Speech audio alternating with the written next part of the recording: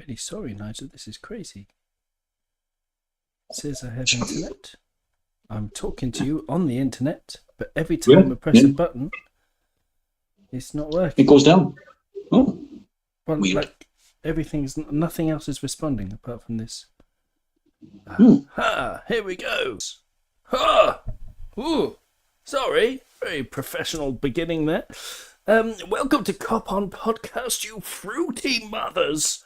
This is a very excited, wonderful time, beautiful time to be a Liverpool fan as we sit majestically on top of the league. The marvellous season we're having against all of the odds, with an extreme amount of injuries and referee bias against us and all the whole leagues against us and nobody wants us to win, including the referees. And here I am, delighted to be joined by Nigel to talk about how Liverpool are going to get through the next 9 games and win this frickin' beauty. But before we get into it, here's a poem that by a poet that I've just discovered, who's amazing, who my lovely girlfriend Stephanie put me onto, called Lucille Clifton. And this is a poem called Blessing the Boats, as we all may be blessed on our journey towards this 20th Premier League title. It goes a little bit like this.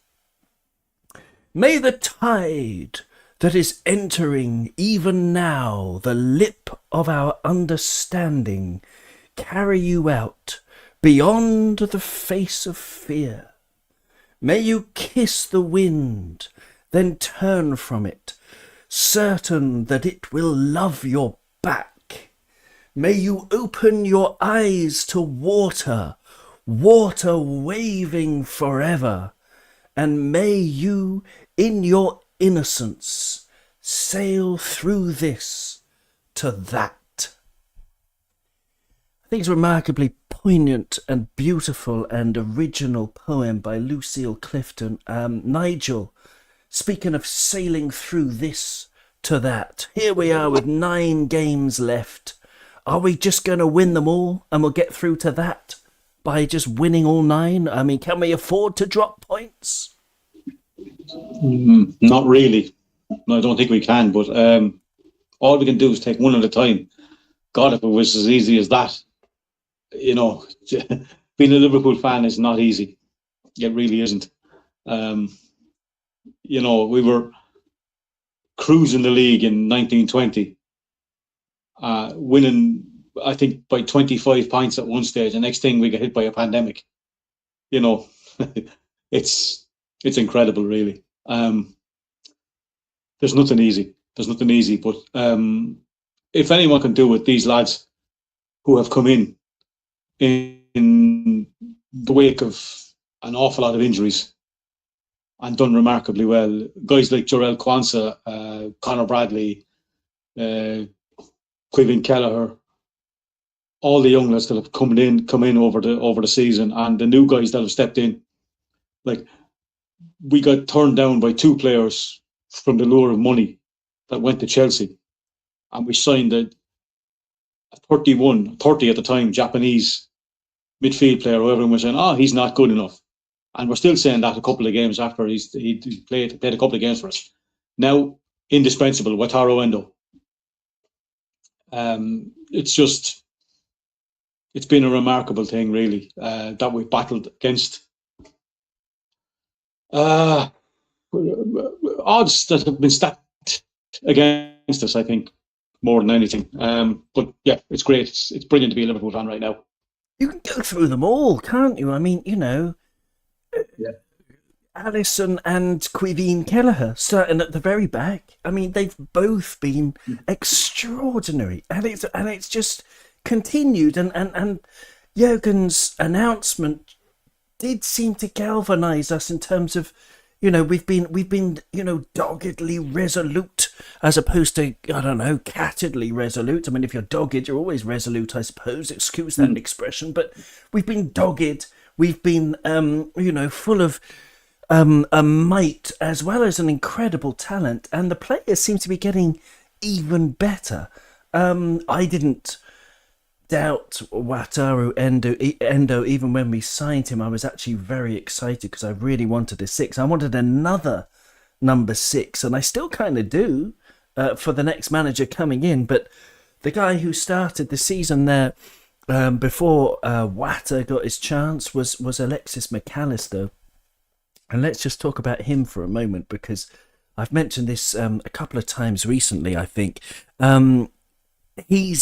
For me, he has become the complete footballer, Nigel. I'll bring up some of his stats the other day, but, apart from things like pace that you're sort of born with, I mean, you can work on it to a degree, but I'm not going to expect him to suddenly develop a lot of pace. Apart from that natural attribute, he's got the rest. He's got a different cookbook to the rest of us. I mean, I don't know what the culinary history of Ireland is, but where I'm from, the island of Jersey, judging by our specialities, it was pretty dark core, the food there. But just across the water in France, I mean, they had different cookbooks where you were able to make tarte aux pommes and beautiful things, and we were just eating like fried flour balls because we thought that was exotic. It's like he's learned from the previous masters. This is like the generations and generations of kora players, the West African instrument that's just passed down from father to son, and you just get these series of masters that just sometimes even get better and better from generation to generation. It's that kind of feeling from McAllister every time I look at a team sheet, Nigel, and I see McAllister's on it, as luckily he has been so often. I'm just thinking, man, we've got every chance of winning the game today. Yeah, I said to one of my colleagues here yesterday in work, Liverpool win the league, Alexis McAllister Player of the Year, Premier League Player of the Year.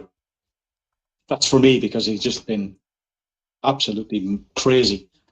That performance on Sunday was just, my God. We might have only won 2-1, but he put up, it was a joy to watch. Absolute, complete and total control of our team. It was just, he's driving along on a big straight road in cruise control, one arm out the window, one arm temporarily touching the steering wheel to direct. Just that's how he comes across to me. He's just an amazing player. Totally. And speaking of Sunday, Liverpool 2, Brighton 1. I mean, it was a cracking match. I mean, it was a brilliant match. Compare it to the dross, the drivel that came after it, Manchester City versus Arsenal. Liverpool Brighton, that was where it was at. That was they put the super in Super Sunday. Because it was a cracking match, but I don't know about you, my nerves during that game were, even though we were dominating, we were doing very well, it's just, Salah kept taking heavy touches. We can talk about him in a minute, but just generally your thoughts on that game in terms of your emotional weather, because you're a one game at a time kind of guy, Nigel. We've spoken about this many times, but during that one game at a time, with all of your focus on it, were you having kittens? Were you having pumas? Were you having, I don't know, baby lions? Well, it was you get nervous. Yeah, you do get nervous when they scored. It doesn't give you a great feeling. You know what I mean? That was what. Before, if we went a goal down, you're having palpitations. Here we go again. We're behind again, and we could concede again. No, strictly speaking, we could have probably conceded again. But when Liverpool go behind now at the moment, you've always got a feeling that we'll dig our way out of this. Like 26 points from losing positions this season, the most by any team by a long, long, long way. It's just a great heart and dedication, and like, to go back to what we were saying about players and resilience, I'll go to our first goal scorer, whose dad was kidnapped earlier on in the season. When does that happen? And he scored a great goal. He scored a fantastic volley. That was really difficult. And this, we're saying about it earlier, I'm not going to mention too much of it, but they had to check VAR, which they shouldn't have done, because the last touch came off a Brighton player before Lucho put it in the top corner. It shouldn't have even been applicable. It went to VAR because of the final touch. And he wasn't anyway. Yeah, there was.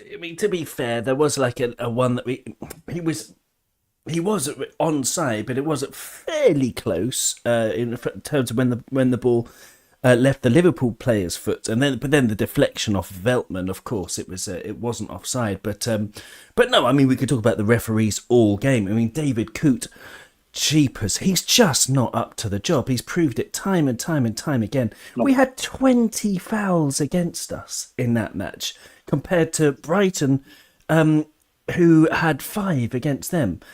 That's not the match I saw. That was not. Liverpool weren't being, overly aggressive. And there's only one other referee since they started counting. This stat comes from Andrew Beasley on X or Twitter today.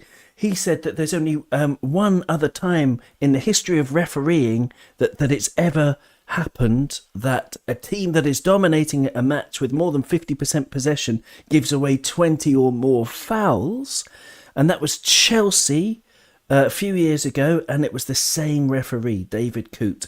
And he's just one stat you could bring up for how much of a nonsense he is. But this is the thing with this season. Let's not get bogged down into the refereeing. We know they're against us. We know that Anthony Taylor is going to be the referee against Manchester United. Or at least you told me that. Is that right? He's going to be, and he's from Manchester. Yeah. And John Brooks is on VAR. And John Brooks on VAR. Wow, amazing. Blind John Brooks is his Blues name.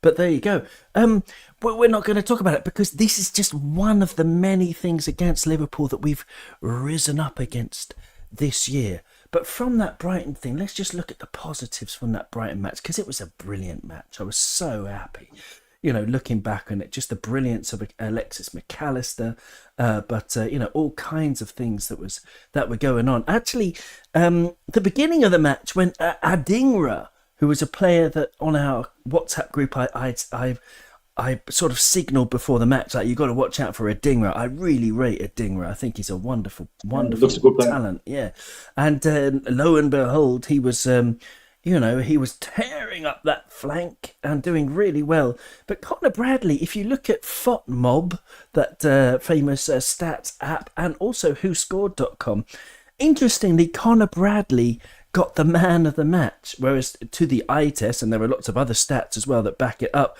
Alexis McAllister was certainly the man of the match. But Connor Bradley, just to give you some stats, he had 2 shots, 4 key passes, right? Defensively, he was by far the best of our players. Statistically, he had 6 tackles. The next best was Joe Gomez and Alexis McAllister with 3. Connor Bradley had 6. He had 3 interceptions. Jarrell Kwanzaa had 4. He was the most in our team. So Connor Bradley, 6 tackles, 3 interceptions, and 2 clearances, which was also the second best in the team. And his rating on WhoScored.com was a whopping 8.12, which is basically like godlike levels for WhoScored.com. But he was, and the more you think about it and look back on his performance, he was isolated tactically, and that might have been a plan by De Zerbi, because he's very, definitely particular in his planning. Definitely a plan. Yeah. Do you remember? There's 2 or 3 years ago, we played against Brighton and they beat us 4-1. There was a guy called McAllister in the middle of the field that ripped us apart. That very true. Very true. Very the same day.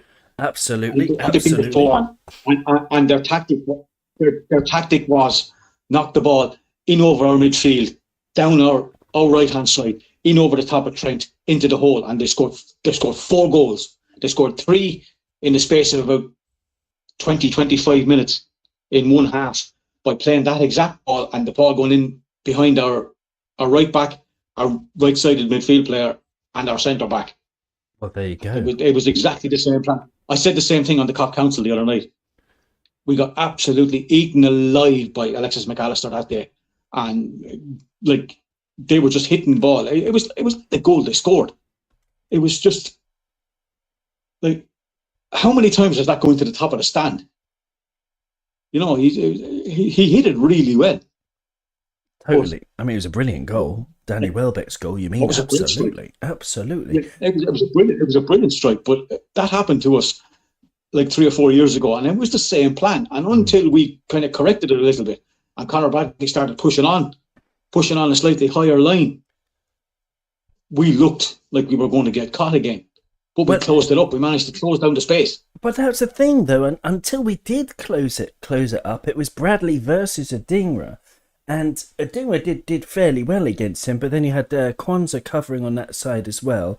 And it's not Mo Salah's job to get back and you know, he's an attacking player. We like him to stay up where he can do damage in terms of scoring goals and creating goals. So he was very much isolated, but I thought he did it absolutely wonderfully well. He was absolutely strong. It's great to have loads of people in the chat, by the way, already. Gary Richards is here. Alan C is here. Hi, Alan. Tally ho, Gary. We got Stefano is here. Michael Corleone LFC. He says, the title. Let's fucking go. Yeah, Stefano. That is the attitude. And Doug from the dugout is here. Good afternoon, Reds. Good afternoon, Doug. Alexis McAllister is a joy to watch, says Doug. Yes, he surely is. He surely is. But, you know, they all are. Some key stats from Brighton. Then I'm just going to move on, Nigel, because I know that you don't have very long. But just a couple of key things that really stood out for me. Wataru Endo, for example, 94% passing accuracy, the second most in our team after Quiveen Kelleher, but the most for an outside player, unless you count Ryan Gravenberch, who got 100% of his 2 passes. But no, Wataru Endo, 94% passing accuracy. He had 80 touches of the ball, compared to Alexis McAllister, 91 touches of the ball, 92.2% passing accuracy for Alexis McAllister. And just incredible stats from Alexis. 5 key passes, most of them to Mo Salah, who just he just had an off day. I'm not even going to go into Mo Salah's off day. He just had an off day. Don't worry. It was his first start since the 1st of January for Liverpool. And, you know, he's fasting, of course. It's Ramadan. And, you know, sending, you know, great, hellos to all of our Muslim friends who are, doing Ramadan at the moment. I hope it's all been a very spiritual and wonderful time for everybody. And, so Mo Salah, he's just finding his rhythm back, and by finding his rhythm, getting a record 12 shots, only 4 on target, but the winning goal, and the first touch, I mean, just look at that goal back. You know, if you've got any kind of doubt about Mo Salah, just watch that first touch with his wrong foot and the left foot sliding finish. Beautiful stuff. And it sets us up, Nigel, especially because of the 0-0 that followed, for the future. Let's look at the future. You're a one game at a time kind of chap. So Sheffield United, we've played 136 official games against Sheffield United. In the last 5, we've won them all. 1-0 at Bramall Lane, then 2-0 at Anfield, 2-1 at Anfield, 2-0 at Bramall Lane, and 2-0 at Bramall Lane. God, your memory's good, man. You're like an elephant. You don't forget. This is fantastic. I've forgotten all of them, to be honest. I'll have to look them all up. But basically, we've won the last 5 matches against them. We've scored 2 goals in the last 4 matches, and 1 goal before that. So in the last 5 matches, we've scored 9 goals. We've conceded only 1. And we've won all 5 matches. On paper, it should be easy. Are you expecting an easy game, Nigel? Because I'm not. No. No, exactly. No, neither am I. I don't expect an easy game at all. They'll probably turn into Brazil against us or something. Brazil 1970. That's what we were talking about last time, wasn't it? Every single team is going to be Brazil 1970. Yes. Yeah. No, you got to go out with the right attitude. Go out and be positive. If we can go out and be positive, the time we played them the year we won the league, and we got the ball down the wing. The same year was the return fixture. The 1-0 win was at Bramall Lane. They had the Man United keeper on loan. Gini Wijnaldum hit the shot, and the guy let it down through his arms and under his legs. But we beat them. Yes, I do remember that one. Of course, yeah, that was a vital win. Yeah. Mm-hmm. Yeah, vital win, yeah. We beat them 2-0 at Anfield, I think, and in the first couple of minutes there was a ball played down the left-hand side and their defender missed it. He slipped and let Robbo in behind him down our left-hand side, and he crossed it over after 3 minutes and Mo scored.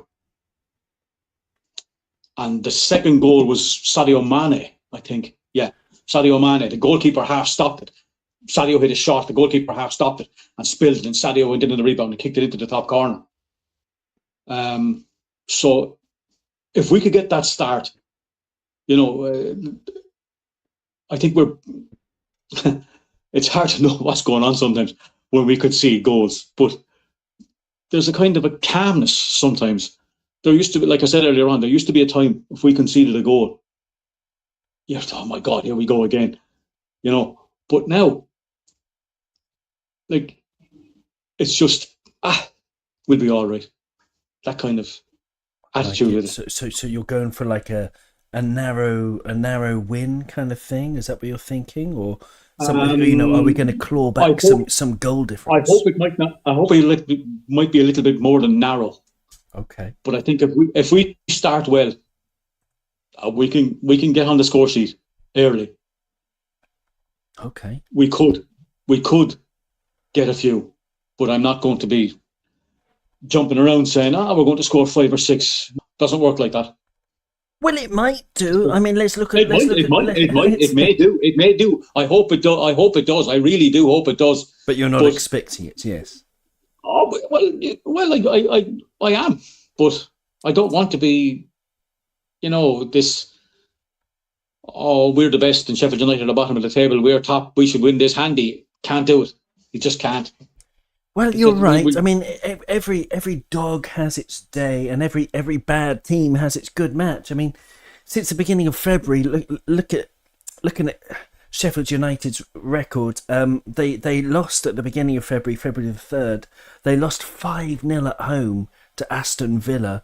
Then they came back from that 5-0 to win 3-1 away to Luton, and we know from playing Luton that's not an easy. That was like a relegation big 6-pointer. So they did really well to beat Luton 3-1. A miserable defeat, to be honest. 5-0 again to Brighton, where Sheffield United went down to 10 men. Their next game. That terrible tackle! Yes, that terrible tackle on Matoma. I didn't see it. Is that why Matoma's been out? Yeah. Oh, your man came across and hit him knee high. Oh, fuck. Who was it? Who was it? Was it our ex-player? Was it what's his name? Brewster. Was it him that hit him? I could have been. I can't remember. But it was a horrible tackle. He hit him knee high in the kind of across the way and hitting him in the opposite knee. Oh, fuck. Coming across and he. Yeah, it was an awful tackle. It was really poor. And then he complained about it. It was the straightest of straight red cards. It really was. No. It was Mason Holgate, apparently. Yeah, Mason Holgate. The ex-Everton guy. That's right. That's who it was. Yes, that's who it was. Okay. Yeah. But okay, so then after that, so they lost to Brighton 5-0. I have to bring up the results back on my screen here. 5-0. Then they lost to Wolves away, only 1-0, which is not too bad a result because Wolves are really good. Then they got hammered at home by Arsenal 6-0, and they've had 2 matches since that 6-0 where they've shown a bit of fight. The first one was 2-2 at Bournemouth, at Bournemouth's ground, and that is 2-0 up. That's a good, that 2-0 up, but that's a good result. All said, Bournemouth are flying this season. They're much. They're a much better team than Sheffield United, but so 2-2 I think is a good result. And then The last match Sheffield United played was 3-3 with Fulham. So they conceded 5 goals again, in the last 2 games. They've conceded 5 goals, but they've scored 5 goals. And there's something, there's some kind of fight there. And, they could bring their A game, but I just can't see them winning. I hate to sound arrogant, but them bringing their A game against Mo Salah and McAllister and Wataru Endo and all of the. I mean, just go through any of our players. We're brilliant. I was listening to I was listening to an interview this morning with Graham Souness, and he said what our coaching staff used to tell them. Bob Paisley, Ry Evans, Ronnie Moran, and Joe Fagan used to tell our players, "You go out and you match the effort, man for man, 11 for 11, with these players in the other dressing room. We will win the game because we have better players." Yes. No, that's totally true. That's totally true, isn't it? I mean, it should do, but I mean, sometimes you can get a bad run of the ball, or your players don't turn up for some reason. Maybe there'll be a case of nerves with, but that's something that we can talk about, going into it. What's the mentality going to be? Because for me, you have to just pretend that it's the beginning of the season. It's the first game of the season. You have to expect that Sheffield United are going to come out with a spring in their step, but we have to come out with a spring in our step as well, because it's the first game of the season. We want to put on a show. We want to show everybody in the league what we're about, and just forget everything else. Everything else is just noise. So that's the kind of mentality I think we need. But there you go. I don't know. In terms of Sheffield United, I had some more things to say about it, but in terms of mentality, our mentality is. It's been perfect all season, really, hasn't it? But now we're getting the players back. It's nearing the end. If we're going to drop points, it's not going to be at Sheffield United, is it? I mean, I said before, Liverpool have won our last 5 Premier League meetings. It's actually the last 6 Premier League meetings, because the one before that I didn't read out was a 4-0 victory to us.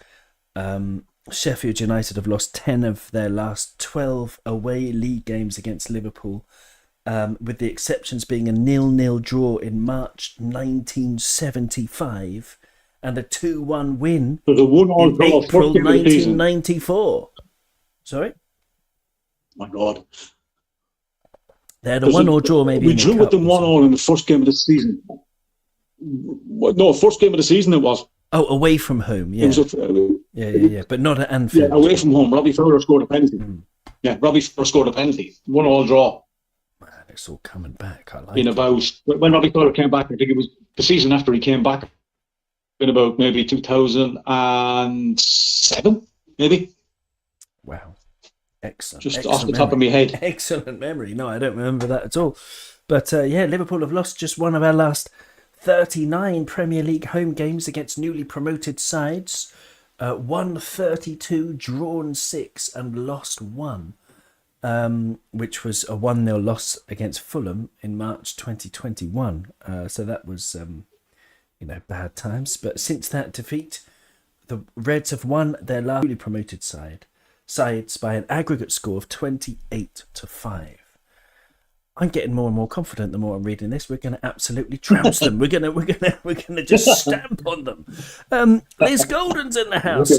We need to play well for 90 minutes. It doesn't matter who we are playing, says Liz. Absolutely, Liz. Yeah, we do need to play well for 90 minutes.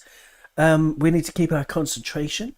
But I think we can do this. We can do this. Why not? Going forward, okay, look at the run and let's zoom out, okay, look at the run and you're a game-by-game guy, I know, Nigel, but I want to zoom out with you here, okay? So Liverpool, our remaining matches, if you look at them just in terms of the Premier League, are Sheffield United, Man United, Crystal Palace, Fulham, Everton, West Ham, Tottenham, Villa and Wolves. That sounds hard enough. Arsenal, by comparison, they've got Luton, Brighton, Villa, Wolves, Chelsea, Tottenham, Bournemouth, Man United and Everton, For some reason, to me, that sounds a lot easier than ours. Manchester City have Villa, Palace, Luton, Brighton, Forest, Wolves, Fulham, West Ham and Tottenham. That sounds easiest of the lot. But I put to you, Nigel, a different context, because a lot of the graphics I've seen are just focusing on the Premier League. But let's take the cups into consideration here, okay? We've got Atalanta. Atalanta are a fabulous team. We can't underestimate them. They've got brilliant players. Coop Miners, absolutely fantastic midfielder. You've got to look out for some of their best players. They're incredible. I mean, I'm only going by the stats because I just follow the stats like a nerd, but they've got some wonderful, wonderful players. So they're going to be dangerous. Our run-in goes like this. Sheffield United, midweek game.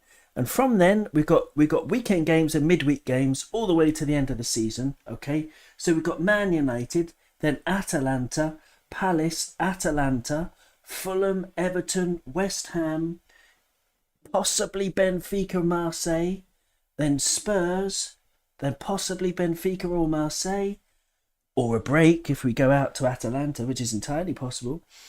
Then Villa, then a break, and then Wolves, okay? So a lot of names, a lot of things to consider there, but basically the addition of Atalanta and then possibly Benfica or Marseille to our schedule. So we've got a possible extra 2 games before the end of the league season, and then any final would be after the end of the Premier League season for the Dublin match.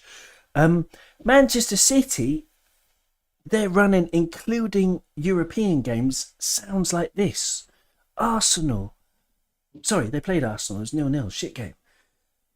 Aston Villa, Palace, Real Madrid, Luton, Real Madrid, Chelsea in the FA Cup, Brighton, Forest. If they beat Real Madrid, they've got Arsenal or Bayern Munich, then Wolves, then Arsenal or Bayern Munich, then Fulham, then Spurs in a midweek game before their last game of the season against West Ham. That is incredibly intense. Arsenal have Man City shit game 0-0. They have Luton, then Brighton, then Bayern Munich, then Villa, then Bayern Munich. What a week that is. Then Wolves, difficult. Chelsea, Spurs, City or Real if they manage to get through Bayern Munich, then Bournemouth, then City or Real, then Man United, then a break midweek before the last game of the season against Everton. All of that, Nigel, is to say that when you factor in the European games, City and Arsenal, let's start supporting them both in Europe because we want them to get through to a semi-final, because it's going to take a lot of energy. And I'm just not just talking physically, I'm talking mentally. What do you reckon? I think we concentrate on us. Our lads go out, tunnel vision, blinkers on, straight down the line. Don't worry about them. We win all our games, we'll win the league. It's as simple as that. Don't worry about what other teams are doing. It's as black and white as that. The blinkers down there. Who's beside us? I don't care what they do. We win 9 games. We win the league. Let's try and do it. But then, if you go with that attitude, then as soon as you draw a game or even lose a game, then panic can set in, Nigel. I know that. I know that. Yes, I absolutely know that. But you've got to go there with, I think, that attitude, because that's what you're trying to achieve, and make it about you. Don't give anybody else any reason to have cause to celebrate. Get out there, do the business. You're better than these guys. Whoever you're playing against, you're better. Well, I love that. I love that. I love that Souness thing. I really do. I thought we go out there. He was saying, he played on his debut, his home debut. They got beaten 3-2 by Birmingham after being 3-0 down. And then in the next home game got beaten again. They hadn't lost at home in about 15 months at the time. An hour after the end of a match when we were going for the league with Man United and it was level at the top of the table. And about an hour after the game finished, he asked the Liverpool management staff, coaching staff, or what happened with Man United.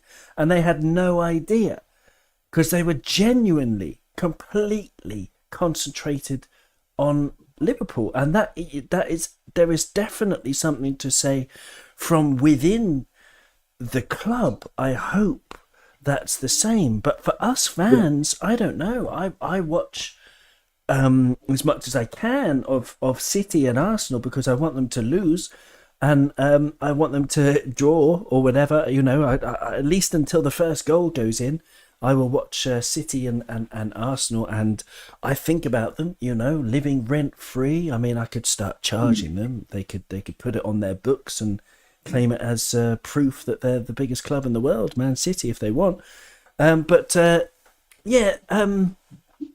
just think that I can't do that. I'm looking at the bigger picture all the time. But looking at the bigger picture, I just think it's going to be too intense for them. I don't think we need to win 9 games. I think 7 and 2 draws. So we drop 4 points between now and the end of the season. We'll end up, I believe, on 91 points, maybe. Do correct me if I'm wrong, but there or thereabouts, and that'll be enough to win the league. 7 wins and 2 draws for now, so that's 23 points for us now. That'll be I don't know, 90 points. I don't know. My mathematics is absolutely horrendous these days. But yeah, Liz Golden says we have to play well, stay healthy, and keep our focus. Absolutely true, Liz. Absolutely true. Nigel, if you could pick one player, I know my answer to this. If you could pick one player to stay injury-free between now and the end of the season, who would it be?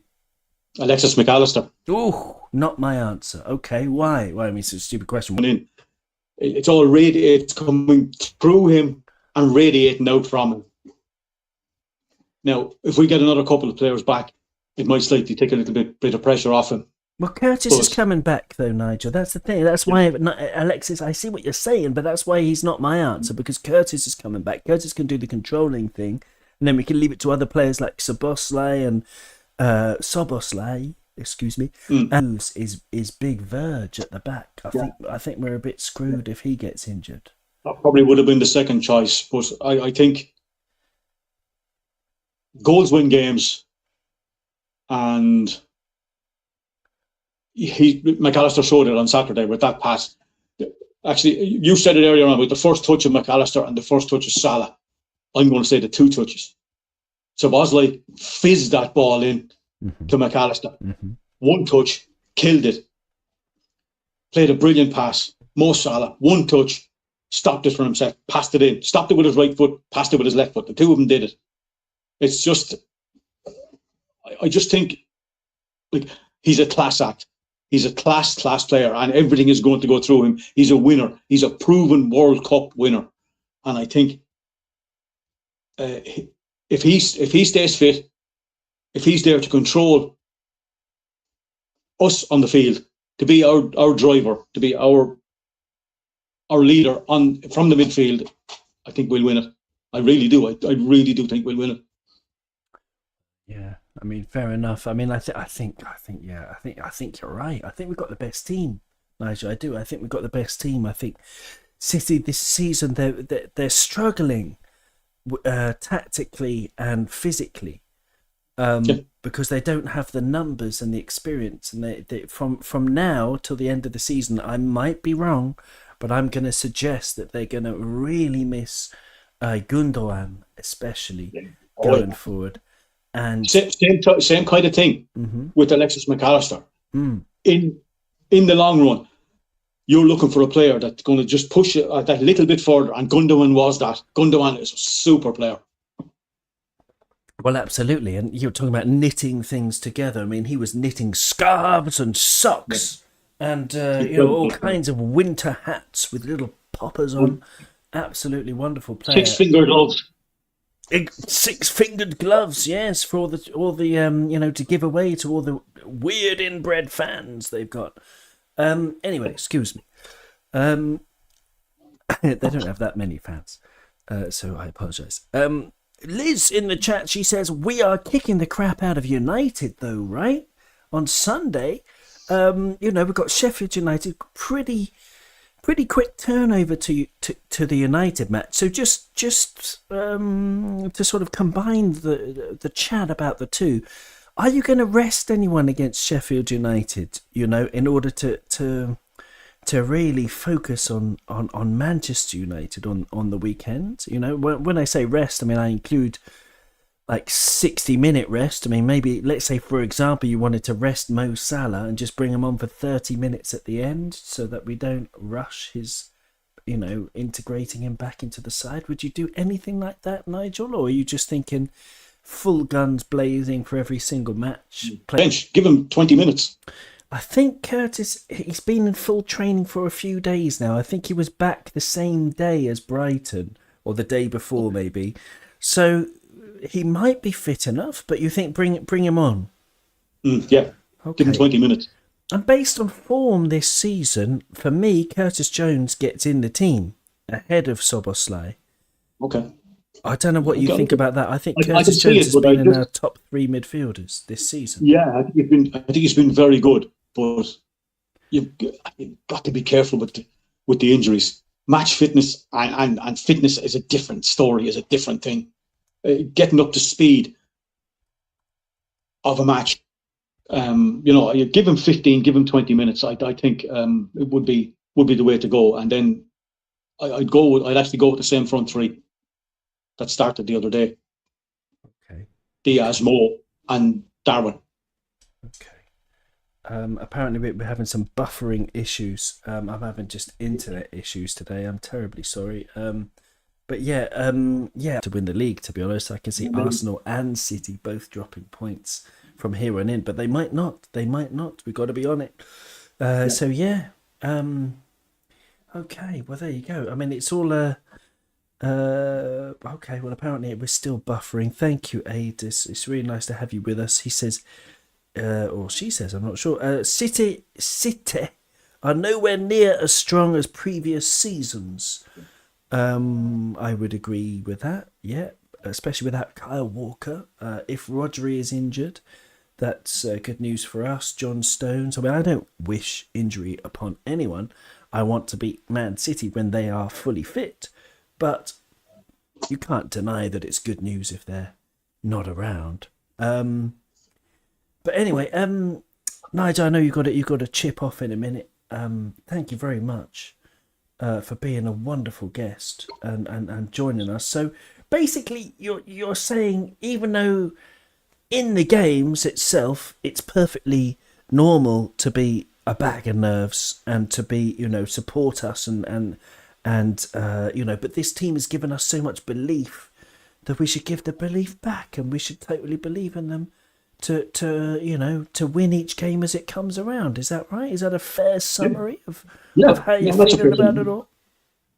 Yeah, that's a fair summary. I just, like, if I was going to the game, I don't get to go as often as I'd love to. I'd like to go, but it's just it's great to watch a confident Liverpool team again.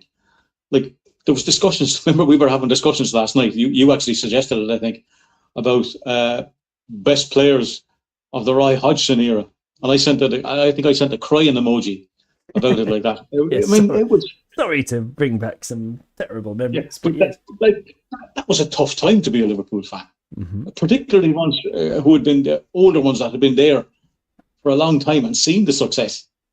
You know what I mean? We had teams that could just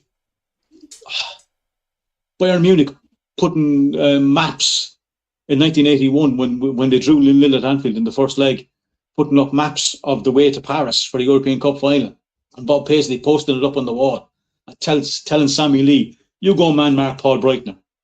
1-1 draw, we go through on away goals." You know what I mean? That's belief. So it's all instilled it. People, when fans and a lot of our fans, a lot of our friends and fans know their history, and there's an inbuilt belief of being a Liverpool fan. You know, that's. I would agree, and I think Jurgen Klopp has instilled it in all of us. We've got 9 league games left, potentially 5 European games left. We've got to just enjoy it, you know, as well. Jurgen deserves that we just give him our best and all of our positivity. The players are going to do their best. We've got to do our best to enjoy it and not get caught up in the nerves, and to stay cool, but at the same time stay focused and hope the players are staying focused. I think whatever happens from here on in, I don't know. I put this on our group chat as well, Nigel. There are 2 parts of me that are both valid. Okay, my brain is saying, look at what Jurgen's done. Look at what we've done this season. We've got no right to be anywhere near the top of the league. We've had, at one point, 14 injuries to our squad. There were 9 first-team players out injured all at the same time. If that happened to any other team in the world, they would be nowhere near the top of the league. And here we are at the top of the league. We've got no right to be here. We've already won a League Cup. Sorry? We might not have any right to be their own, but the players have earned the right. Indeed they have. I'm not diminishing the fact that they've earned it. They absolutely have. And we deserve to be there. Absolutely, and the players have brought us there. It's absolutely extraordinary. We totally deserve that. Yeah, that's an important point. But part of my brain is saying, okay, we've got 9 games left. City and Arsenal are 2 fabulous teams. City may have dropped down a peg or 2.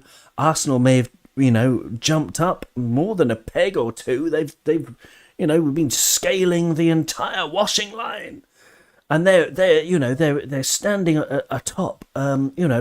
We could easily lose to the league to either of those. We just could. This is what my head is saying. And if that happens, we can't be too disappointed, because we've had Jurgen Klopp. We've had this incredible season where we don't have any right to be where we are. So that's what my head is saying. All of these logical things, and just to enjoy it. And if we win it, obviously, wow.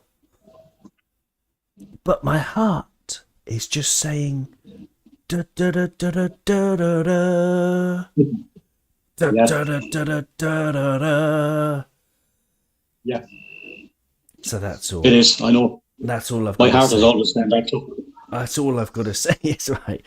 So follow Nigel at IrishRed11 on Twitter. It's been absolutely lovely to have you in the chat, and Liz and Gary and Doug and Alan.